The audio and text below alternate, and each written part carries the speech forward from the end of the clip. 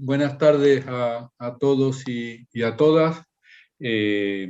Agradecido estoy yo por vuestra invitación y agradecido porque reflexionar en común con los hombres y mujeres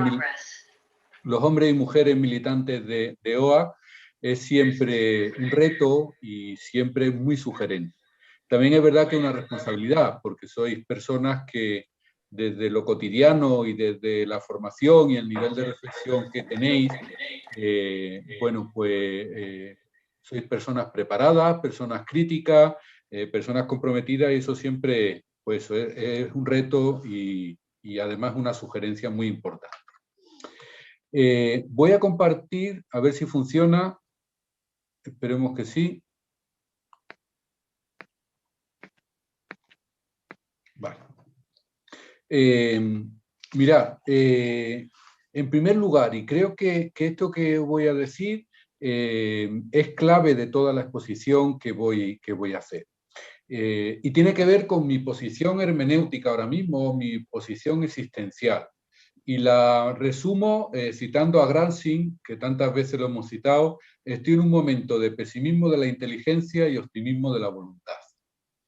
Es decir, en la medida que más penetro, que más analizo la realidad desde el punto de vista social, político, económico y cultural, la verdad es que no encuentro muchas razones para el optimismo de la inteligencia. Desde el análisis social, desde el análisis económico y cultural, evidentemente hay chispas mesiánicas, hay elementos esperanzadores, pero como visión global estamos en un momento donde el ánimo intelectual se me viene abajo. Ahora bien, sí que me encuentro en un gran momento de optimismo de la voluntad. ¿Y en qué sentido? En el sentido que creo que podemos construir una nueva sociedad.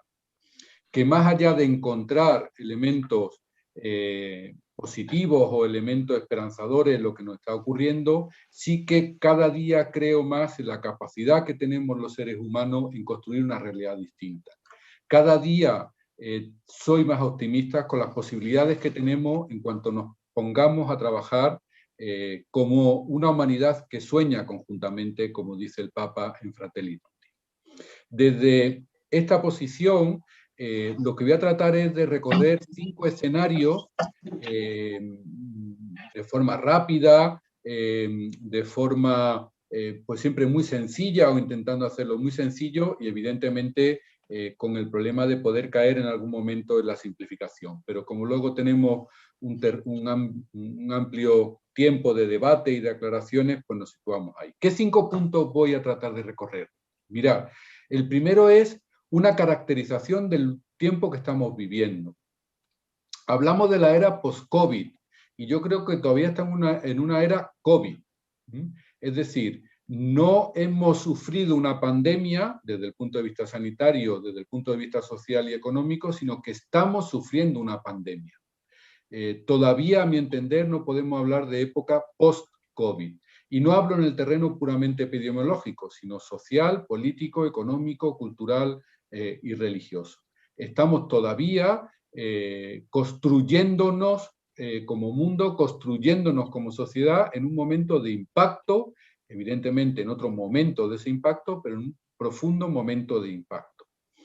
Desde ahí, sí que el COVID está suponiendo un tiempo que yo llamo un tiempo axial, un tiempo que nos va a permitir dividir la historia de la humanidad entre un antes y después del COVID. En segundo lugar, quiero recorrer 3 elementos globales de ese cambio. Voy a tratar de ir de lo más global a lo más particular. 3 elementos que yo creo que no son los únicos, pero que son muy relevantes para analizarnos como sociedad, para analizarnos como iglesia, para analizarnos como movimiento obrero de acción católica. En tercer lugar, de alguna manera, una mirada interna al sistema económico que estamos viviendo. Lo que voy a intentar no es ver las causas, que esas las tenemos bastante claras, Gonzalo lo ha dicho de forma muy, muy escueta, pero muy evidente y muy clarificador, sino qué es lo que internamente está moviendo al sistema económico para que nos pase lo que nos está pasando. Para que nos pase lo que nos está pasando. Y por último, recorreré qué es lo que está ocurriendo en el mundo del trabajo, de forma general también, sin dar muchas estadísticas porque las conocéis mejor que yo, y por último algunos sueños en común, es decir, ese momento de optimismo de la voluntad. Bueno, mirad, el COVID está suponiendo, y digo está suponiendo, no ha supuesto, está suponiendo un tiempo axial, es decir, un tiempo eje, un tiempo donde podemos dividir la humanidad de un antes y la humanidad de un después. Y citando esa frase que tantas veces hemos repetido, no estamos viviendo una época de muchos cambios, sino que el COVID está suponiendo un auténtico cambio de época. Como dijo Beck hace unos años, antes del COVID, en un momento también de cambio estructural profundo por el problema ecológico, no es un cambio en el mundo lo que estamos viviendo, sino un cambio del mundo en el cual vivimos. Y yo creo que esto es tremendamente importante para pensarnos y para repensarnos. No está, que evidentemente están sucediendo cambios en el mundo, pero lo realmente profundo es que el mundo está cambiando. No simplemente de una forma periférica, el mundo es cambio siempre, el estar vivo significa cambiar, sino que ha cambiado no simplemente cosas del mundo, sino que ha cambiado el mundo. Ese mundo que ha cambiado, entre otras cosas, ha sucedido porque el COVID está suponiendo lo que Marcel Mauss llamaba un fenómeno social total. Es decir, el COVID no ha afectado solo a lo sanitario, el COVID no ha afectado solo a lo social, el COVID no ha afectado solo a lo económico, el COVID no ha afectado solo a lo cultural, el COVID no ha afectado solo a lo religioso, sino que ha afectado al ser humano en su existencia de una manera total. Han cambiado nuestros usos y nuestras maneras de existir, nuestras maneras de valorar y nuestras maneras de significar. Yo estoy convencido que si hace 3 años os hubieran dicho a todos y todas los que estamos esta tarde aquí que ibais a escuchar una ponencia por internet cada uno en vuestra casa, me hubierais llamado loco. Hombre, no.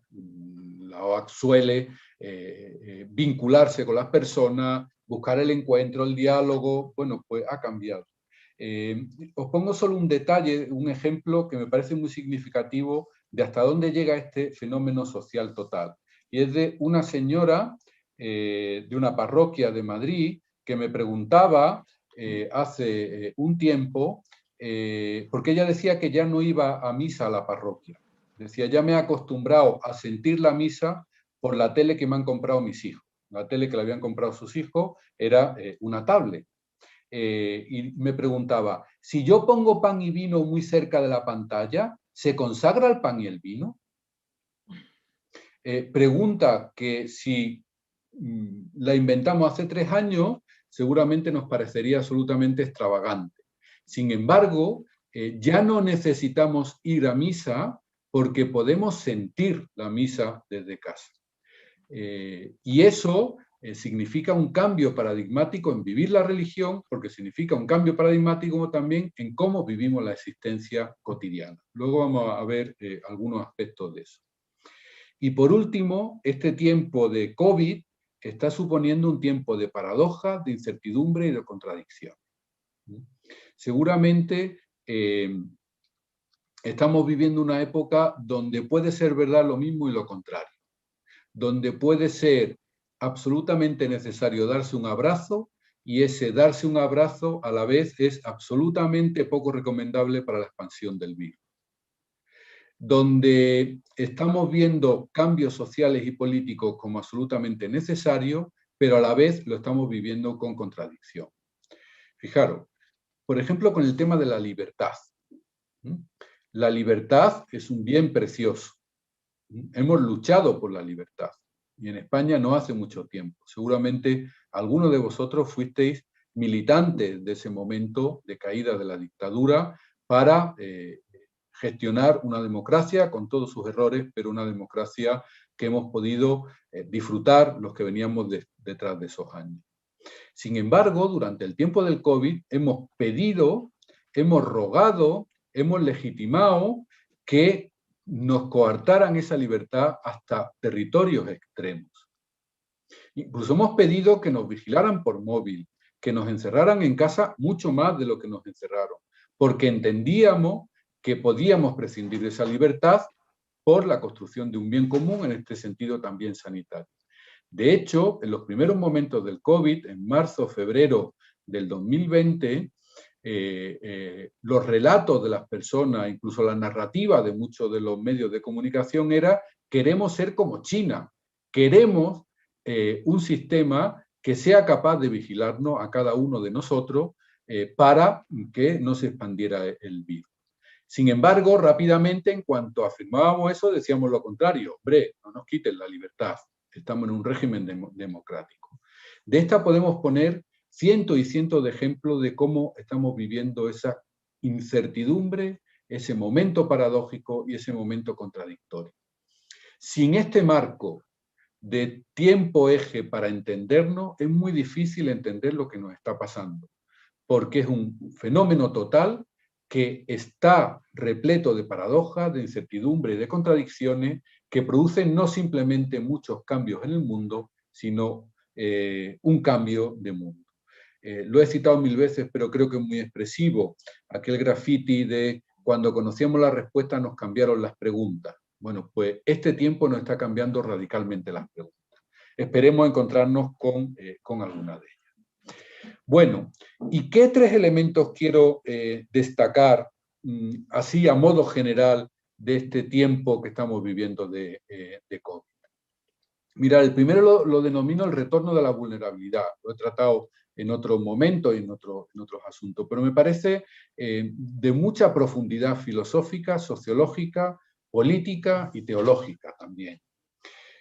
¿Qué ha ocurrido con el COVID? Si justo un año antes del marzo de 2020, en la Universidad Comillas tuvimos un congreso sobre los poshumanismos y los transhumanismos.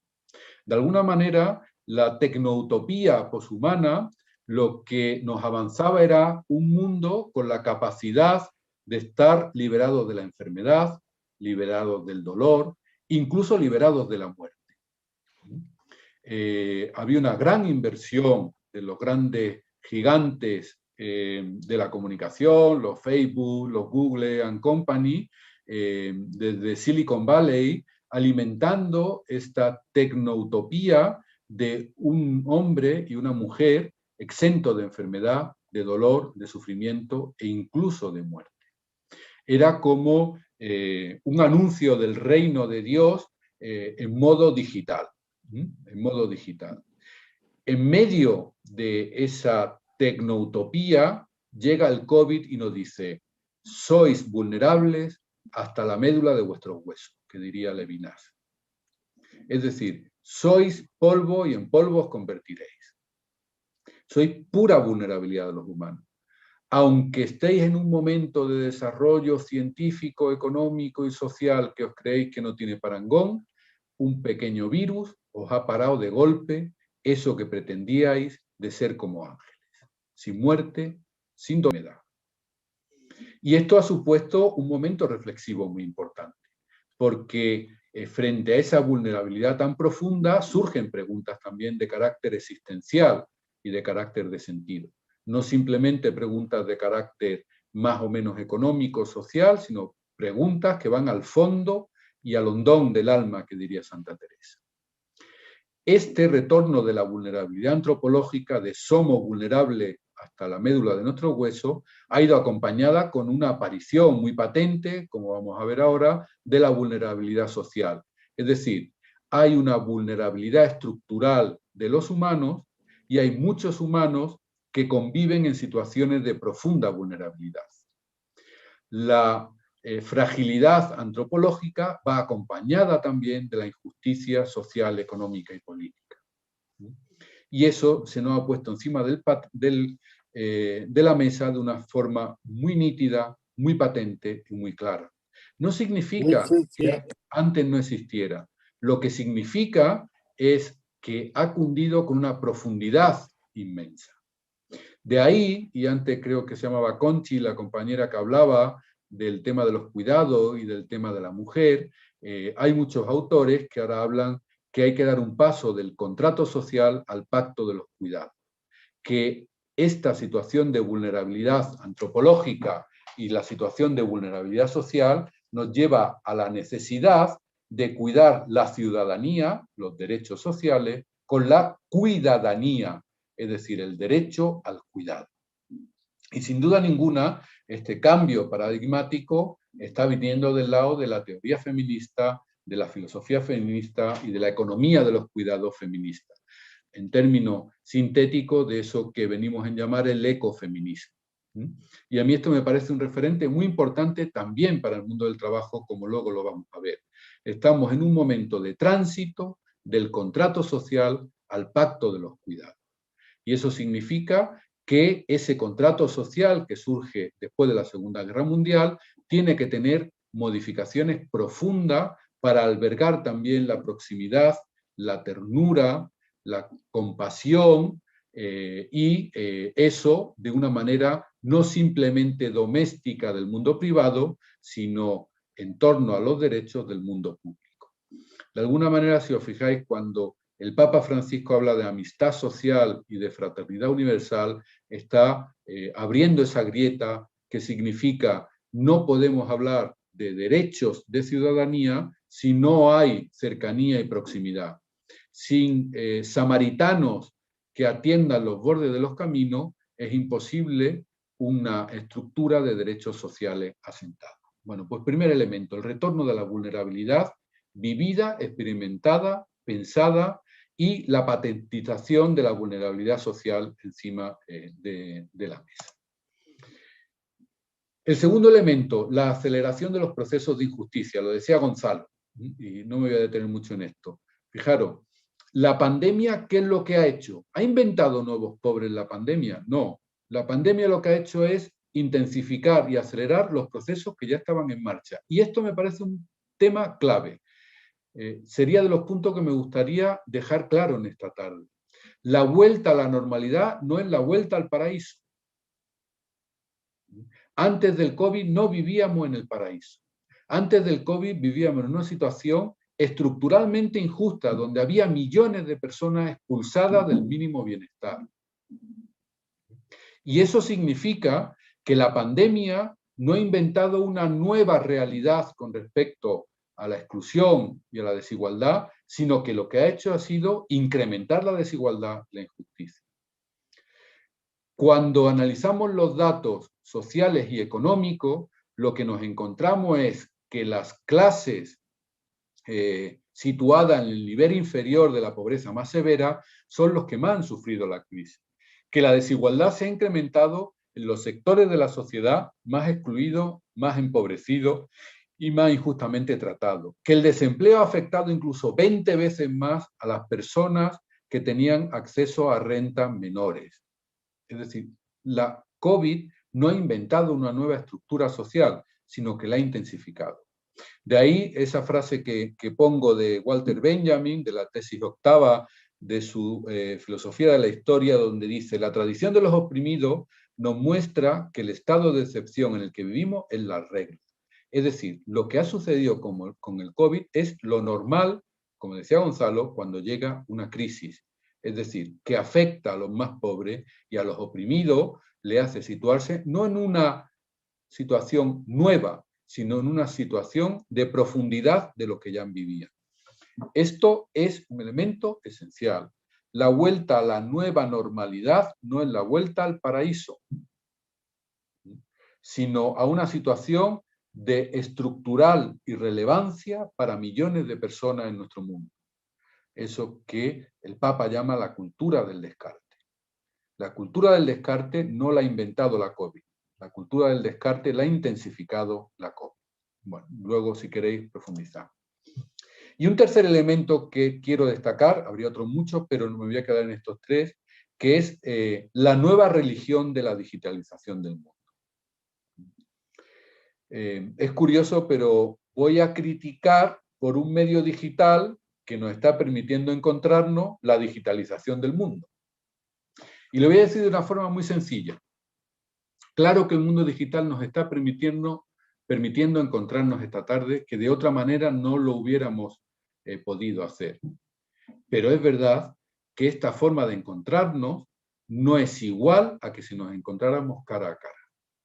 El mundo digital, en cuanto se plantea como una alternativa al hecho normal del encuentro cara a cara, está suplantando el mundo. El mundo digital no es un instrumento del mundo, sino es un mundo en paralelo.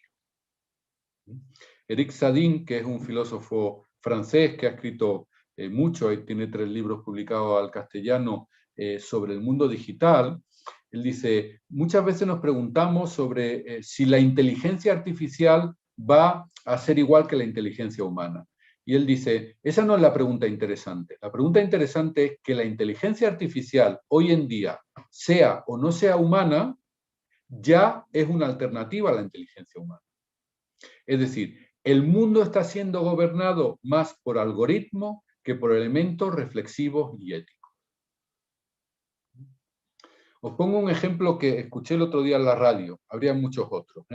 El año pasado en Inglaterra no hubo selectividad, lo que aquí puede ser la PAU nuestra, ¿no?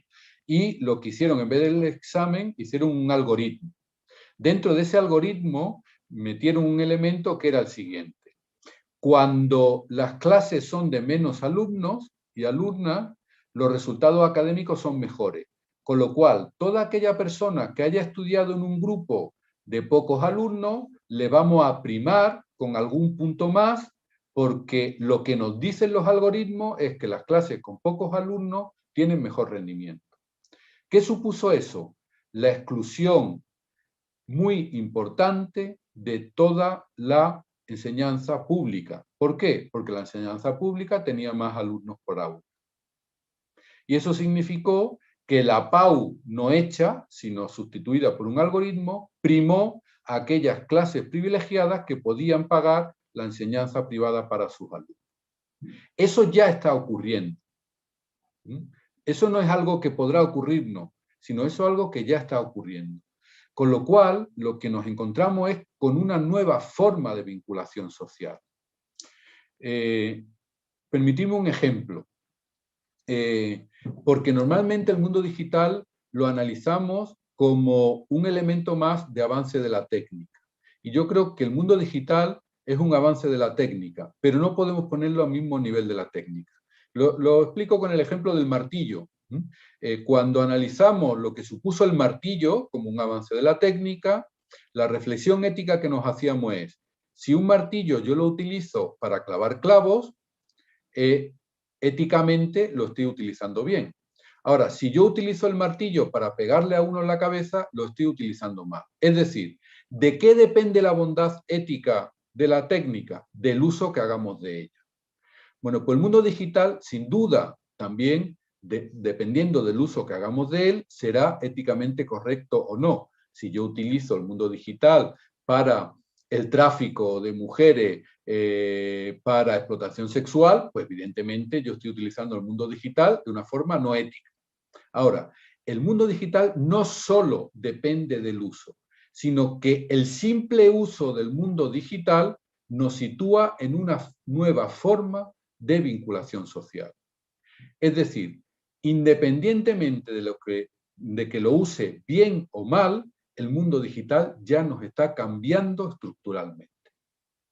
Y eso con la pandemia lo hemos visto de una forma nítida. Hemos creado una nueva forma de vinculación social que tiene elementos sin duda que nos ha facilitado la vida, pero tiene elementos que nos están transformando eso que llamamos el ser de nuestra existencia. Hemos pasado de una reflexión, un modelo de decisión más reflexiva a un modelo de decisión por algoritmo. Y esto se da en todos los canales de la existencia. Cuando tú hoy vas a hacer una entrevista de trabajo, esa entrevista al final lo va a decidir un algoritmo de la empresa. Ya no hay una persona o personas viendo currículum, sino que hay una serie de algoritmos para ver qué currículum sí y qué currículum no. Y sabemos que los algoritmos son también discriminatorios. En el tema de género, un elemento fundamental. Hay una intensa discriminación de género habitualmente en los algoritmos que se están construyendo por las grandes empresas del mundo tecnológico. Y por último, el mundo digital también nos trae una nueva forma de hacer política, que tiene oportunidades y tiene riesgos. Es verdad que el mundo digital nos puede permitir una participación más cercana, una participación más intensa, pero también nos puede permitir eso que algunos llaman el panóptico digital, es decir, el estar absolutamente controlado por un mundo digital, porque todos y todas de los que estamos esta tarde aquí, por el simple hecho de tener un smartphone, es decir, por tener un teléfono, tenemos un nivel de control sobre nuestras vidas tremendamente intenso. Google sabe más de nosotros que nosotros mismos en muchos de los elementos. Bueno, pues basten estos tres elementos así de carácter general, elementos que tienen que ver con el retorno de la vulnerabilidad, que tienen que ver con la aceleración e intensificación de la pobreza, la exclusión y la injusticia, y que tiene que ver también con ese avance de la digitalización del mundo. Ahora bien, ¿qué es lo que de forma muy nítida ha puesto encima de la mesa la gran crisis económica del COVID? Pues mirad, eso que el sociólogo alemán Helmut Rosa llama el modelo de estabilización dinámica. Estabilización, es decir, quietud dinámica, que no para de moverse. Por eso he tratado de ejemplificarlo con un ventilador. Un ventilador no para de dar vueltas, pero siempre está en el mismo sitio. Bueno, el modelo económico ahora mismo significa tenemos que movernos sin parar para estar siempre en el mismo sitio. Si en el pacto social después de la Segunda Guerra Mundial, el contrato social fue buscamos crecer para avanzar, el pacto social que hay ahora mismo es buscamos crecer de forma acelerada y de forma innovadora para quedarnos en el mismo sitio. Y eso podemos verlo como desde antes de la crisis financiera, antes de la crisis financiera sabéis que se intentó un crecimiento denodado por esquemas financieros, por instrumentos financieros de dudosa ética, pero teníamos que crecer constantemente. ¿Para qué? Para quedarnos en el mismo sitio. Él dice que esta estabilización dinámica, y esto afecta directamente al mundo del trabajo, necesita un crecimiento constante, una aceleración progresiva y una innovación permanente. Si una empresa o un puesto de trabajo no crece constantemente, de forma acelerada, es decir, hacer más cosas en menos tiempo y con una innovación permanente, no sirve para el modelo económico. Este modelo de estabilización dinámica, fijaros, más allá de la producción de pobreza o de exclusión que pueda significar después, sino que la misma lógica interna del capitalismo actual nos lleva a la necesidad de crecer constantemente, de forma acelerada y con una innovación permanente. Cuando la innovación permanente desaparece, queda fuera del mercado de trabajo. Cuando la aceleración no es la adecuada, queda fuera del mercado de trabajo. Y cuando el crecimiento no es constante de manera progresiva, queda fuera del mercado de trabajo. Por eso, no es poco habitual que haya muchas empresas que, aun teniendo beneficios, cierren, porque no es un crecimiento constante, de manera acelerada y con una innovación permanente. Vamos a ver cómo afecta al mundo del trabajo. Mirad, hay tres características actuales del mundo del trabajo que tenemos que repensarlas de manera crítica. La primera es la flexibilidad que se nos ha vendido como un hecho inherente a ese modelo de crecimiento, aceleración e innovación, es igual a precariedad. Yo no sé si os acordáis hace unos años cuando a nivel de Unión Europea se llegó al pacto de la flexiseguridad. Bueno, pues la flexiseguridad ha perdido su aspecto de seguridad y esa flexibilidad se ha convertido en precariedad. Ahora bien, con una novedad que es de la flexibilidad que siempre hemos leído como un elemento complejo, la hemos convertido en un bien. Todo lo que no sea flexible, es decir, cambiar de ciudad, cambiar de trabajo, cambiar de posición, cambiar de derechos, cambiar de empresa, todo lo que no sea flexibilidad se ve como una rémora de una economía que necesita innovación, aceleración y crecimiento. Y sin embargo, lo que vemos es que esa flexibilidad lo que está suponiendo es un crecimiento inmenso de la precariedad. Y esa precariedad empieza a haber muchas lecturas, incluso desde el terreno socialdemócrata, que se ve no como un crecimiento de la precariedad, sino como un crecimiento de la competitividad. Y sin duda, al mundo del trabajo esto lo atraviesa de una forma tremenda. Parece que un trabajo precario ya no es una fórmula de injusticia, sino una fórmula conveniente para el mundo de hoy. Claramente esto se ve en el capitalismo de plataforma. La precariedad se ha hecho virtud. Incluso muchos trabajadores de ese mundo, de lo que se ha llamado la uberización del mundo, lo defienden como un elemento consustancial a su ser en el mundo. En segundo lugar, la reducción de puestos de trabajo. ¿Es el trabajo un permanente recurso escaso? Sabéis que con la cuarta revolución industrial hay una división entre los tecno-optimistas y los tecno-pesimistas. Los tecno-optimistas lo que vienen a decir es: no vamos a perder número de trabajo, sino que los trabajos que actualmente hacemos se van a reconvertir en otros. Y los tecno-pesimistas dicen: se van a perder puestos de trabajo. Es decir, vamos a una sociedad donde va a haber menos puestos de trabajo y con lo cual vamos a convivir con un paro estructural mucho más grande del que hemos convivido en nuestros años. Se llegaba a decir que el paro estructural, el paro friccional de las sociedades occidentales de la posguerra podía llegar incluso al 10% como una estabilización de ese paro friccional. Ahora se está hablando que ese paro friccional puede llegar a en torno de más del doble de lo que supuso ese primer contrato social que hicimos en la Europa de la posguerra. Yo sí que creo que no tengo capacidad de averiguar o de profetizar si la cuarta revolución industrial va a quitar puestos de trabajo netos. Lo que sí me atrevo a aventurar es, en primer lugar, va a haber una pérdida de horas de trabajo netas.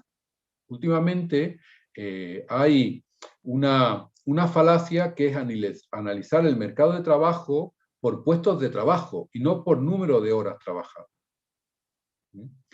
Y lo que estamos viendo en los últimos años, que incluso en momentos de crecimiento económico, aunque crezcan los puestos de trabajo, no están creciendo las horas netas de trabajo.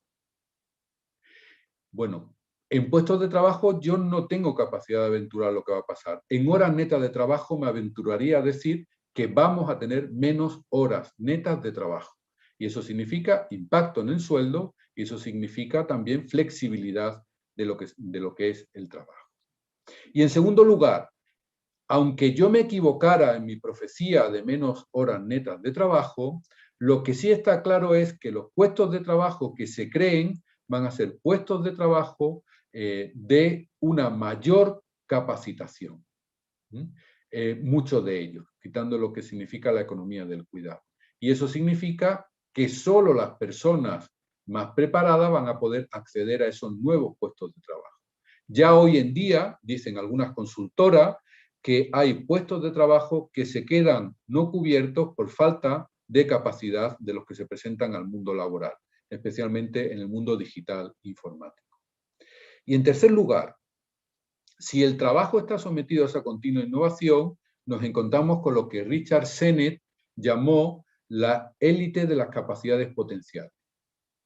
Mirad, hoy en día cuando una compañía de headhunter, que son compañías que buscan a puestos de trabajo especialmente significativos, ya no valoran en las personas su currículum. A mí me han presentado con doctor, que publica, que ha hecho, que... Bueno, eso ya no vale para nada.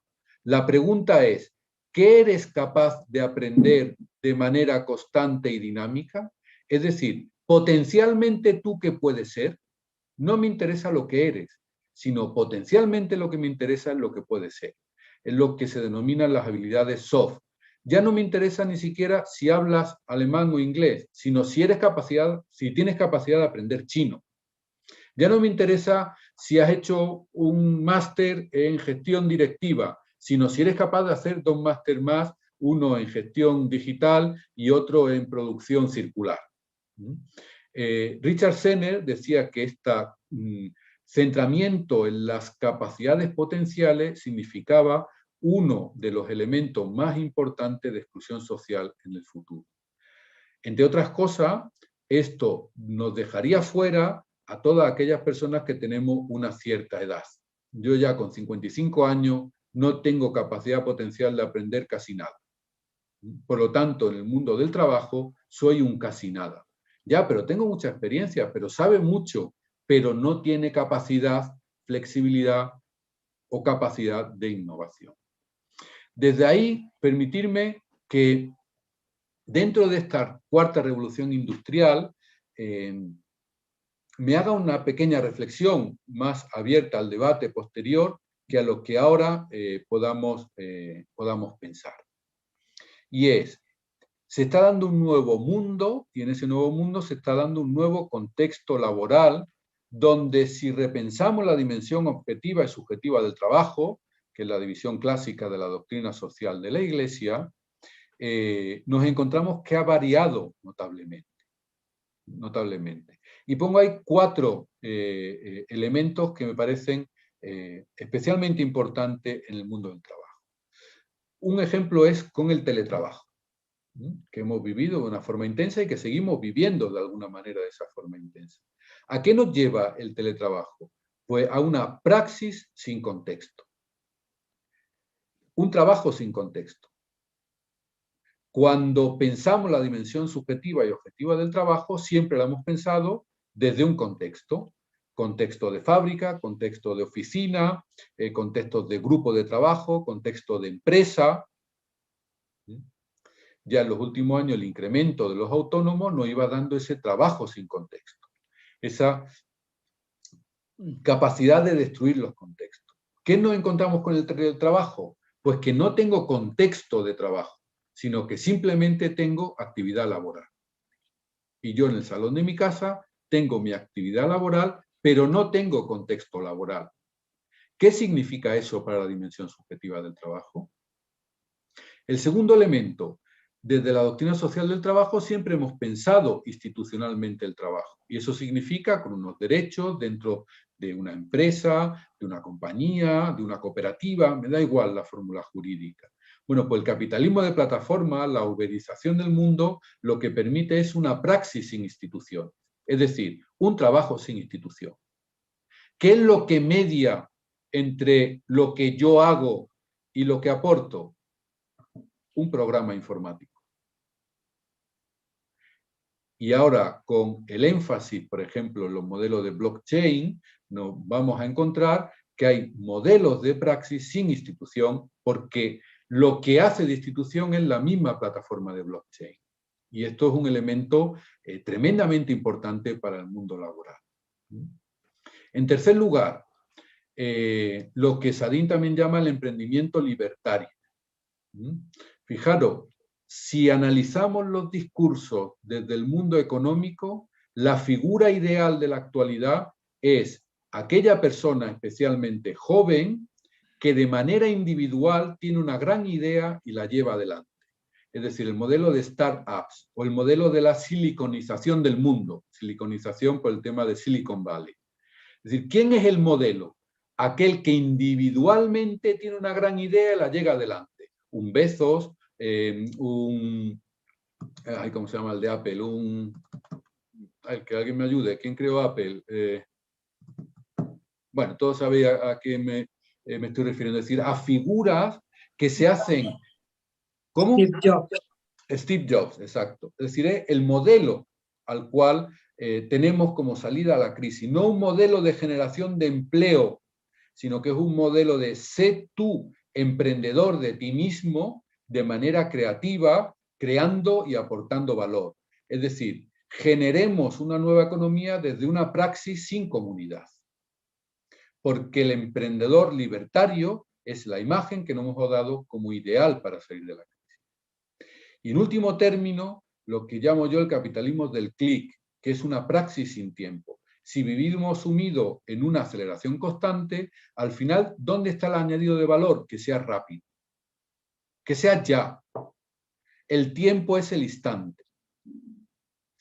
Y la dimensión subjetiva del trabajo no permite vivir, revivir y reconstruir la vida desde el modelo del instante. Porque la temporalidad se convierte, como dice el Papa Francisco en Fratelli Tutti, en tiempo que pasa y no en tiempo de encuentro. Por lo tanto, el trabajo, fijaros, no solo está afectado en lo que podemos llamar las condiciones de cobertura de sus derechos sociales, sino que el mundo del trabajo, más allá de la cobertura o no de los derechos sociales del mundo del trabajo, está teniendo un nuevo contexto que lo está erosionando en profundidad. Porque cómo pensar la dimensión objetiva y subjetiva del trabajo desde una praxis sin contexto, desde una praxis sin institución, sin comunidad y sin tiempo, más allá de, además, como decía Gonzalo, la precariedad o la injusticia o la falta de cobertura y de universalidad en el mundo del trabajo. Pero yo sí que creo que tenemos y podemos soñar en un mundo donde haya una nueva fraternidad. Y yo creo que hay dos elementos que es verdad que han sido parciales, que es verdad que han sido limitados, que es verdad que no han sido como para tirar cohete, pero sí que han puesto en valor algo. Y es eso que lo pongo entre interrogantes las dos cuestiones, también Conchi lo refería, la regularización de ciertos trabajos denominados esenciales. Sí que es verdad que después eso no se ha transparentado, lo mencionaba Gonzalo, en una revalorización de los derechos, una revalorización de la renta, una revalorización de la estabilidad, pero sí que nos hemos encontrado, al menos con un discurso de decir, mirad, como sociedad no somos capaces de salir adelante sin determinados empleos que consideramos absolutamente marginales. Y que en un momento de crisis como la que hemos vivido y estamos viviendo, tenemos que ponerlo en el centro. El segundo elemento, y ha sido un elemento totalmente distinto a la crisis del 2009, a la crisis financiera. Hemos vivido que necesitamos coberturas sociales.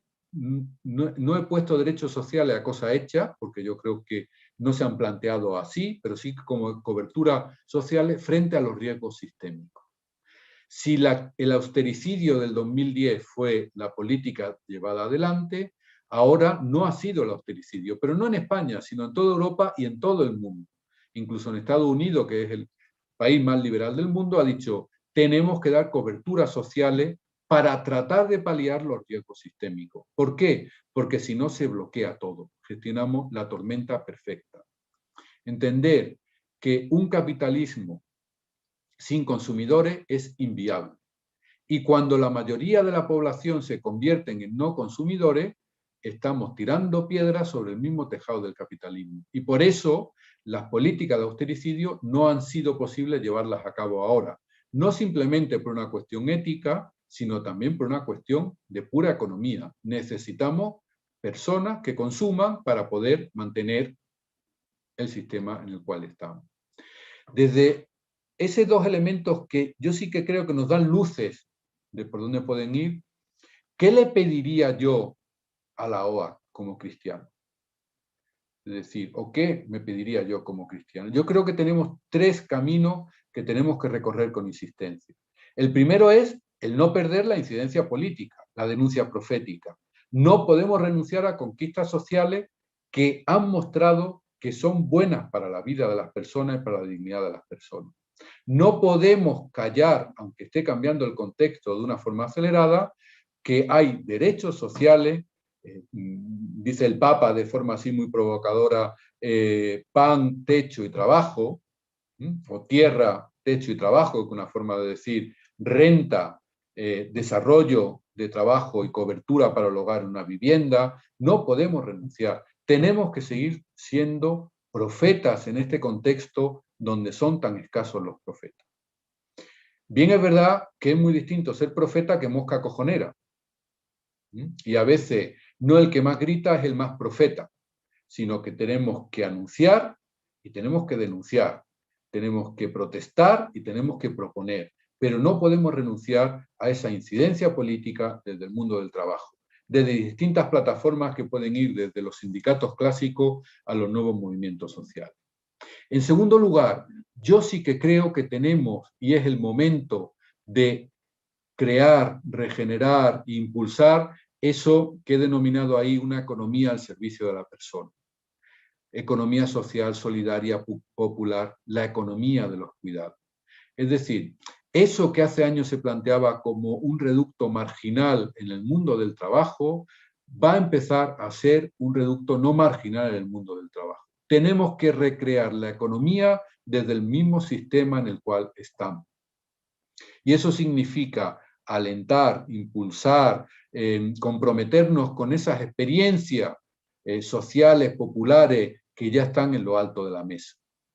Es muy curioso y se ha mencionado muy poco, que en Fratelli Tutti el Papa habla de la economía popular como un elemento esencial a la transformación de la realidad para convertir este mundo lleno de sombra en un mundo fraterno.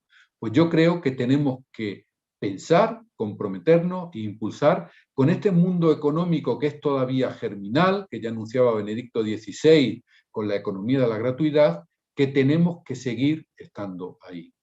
Y por último, tenemos que volver a repensar, y pongo nuevamente, porque es algo que nos acompaña desde la crisis del petróleo de los años 70, esa relación entre tiempo de trabajo, tiempo liberado y tiempo libre. ¿Y esto en qué se ejemplifica? Creo que tenemos que volver a pensar con mucha insistencia el tema de la renta básica universal. Es decir, o en su versión global o en versiones más relativas, tenemos que pensar en un mundo donde la relación entre el tiempo de trabajo, el tiempo liberado para la comunidad y el tiempo libre tenga un nuevo equilibrio. Y eso solo se puede lograr desde un equilibrio de la renta disponible para las familias para poder vivir con dignidad. Y en eso tenemos que avanzar también en el mundo de la Iglesia. Creo que ha habido años donde la renta básica se ha expulsado directamente sin reflexión, e incluso cuando el ingreso mínimo vital, el secretario general de la Conferencia Episcopal tuvo una primera afirmación que, incluso desconociendo que el alcance que tenía el ingreso mínimo vital, diciendo que la Iglesia no apostaba por ese tipo de, bueno, pues yo no sé si la Iglesia no apuesta por, pero el tiempo futuro tendrá que ver cómo ver ese equilibrio, que solo se logrará también con un apoyo desde las rentas a la familia de una manera compleja seguramente de esa renta básica universal. Creo que hay razones para soñar y creo que hay razones para comprometernos, sabiendo que tenemos que hacerlo en común, que tenemos que hacernos con una espiritualidad comprometida y tenemos que hacerlo desde este momento que vivimos de pesimismo de la inteligencia y de optimismo de la voluntad. Muchas gracias.